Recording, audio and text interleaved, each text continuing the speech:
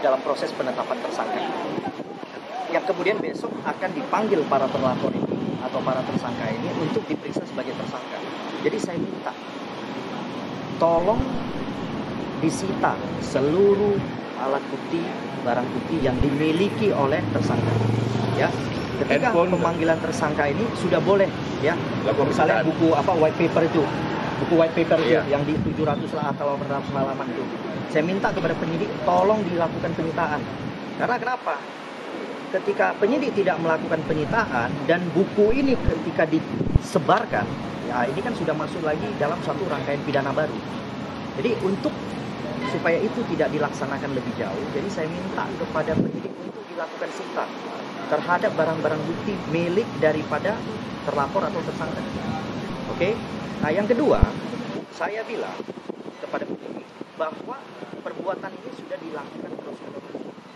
Ya, sudah dilakukan terus-menerus, berulang kali, sehingga ya secara subjektif penyidik boleh melakukan penahanan. Karena jelas ketika suatu perbuatan dilakukan berulang-ulang, maka penyidik sudah menilai, sudah bisa mengambil suatu kesimpulan bahwa ya kan perbuatan ini diulang-ulang, maka si terlapor atau tersangka sudah layak untuk dilakukan penahanan.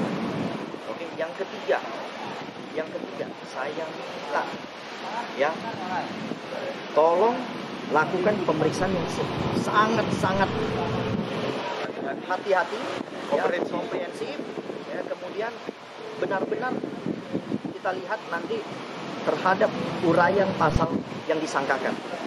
Karena publik, masyarakat juga mau tahu nih, ya kan, seberapa jauh tindakan-tindakan mereka ini, ya kan, yang mengakibatkan mereka menjadi tersangka di Polda Metro Jaya. Nah, yang selanjutnya saya sampaikan kepada penyidik, ya kita juga di sini tidak ada intervensi apapun, kita cuma selaku pelapor, masyarakat datang melapor, kemudian karena dalam laporan ini telah ditetapkan tersangka, kami minta dilakukan permohonan boleh ya, masih bermohon saja ya. Ini kan masih permohonan bermohon. sah saja. Ini cuma bermohon loh.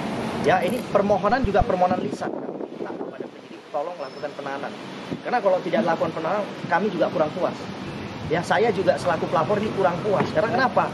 Ya, tujuan kita melapor kan mencari keadilan, ya kan? Terhadap sangkaan pasal yang di atas ancaman 5 tahun ke atas, ya kan, sudah layak untuk dilakukan penahanan terhadap para terlapor dan tersangka. Itu dan ke Australia itu saya lihat ya, jadi saya anggap ya ada yang ke Australia, ada yang ke mana, ke Paris atau kemana lah, bukan ke Australia satu, yang ada salah satu yang yang nggak mau pulang dia. Yang nggak mau pulang dia. Ada kan? Ya. Mr. A.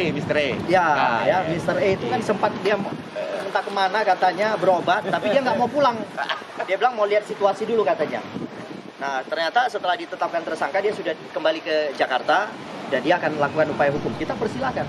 Saya juga bilang tadi sama penyidik, ya kan, kalian siap-siap ini ketika tersangka akan melakukan upaya hukum berupa pra peradilan. Ya, kalian harus siap-siap. Jangan sampai kalian tidak siap gitu. Nah, jadi saya juga menyampaikan kepada penyidik tadi.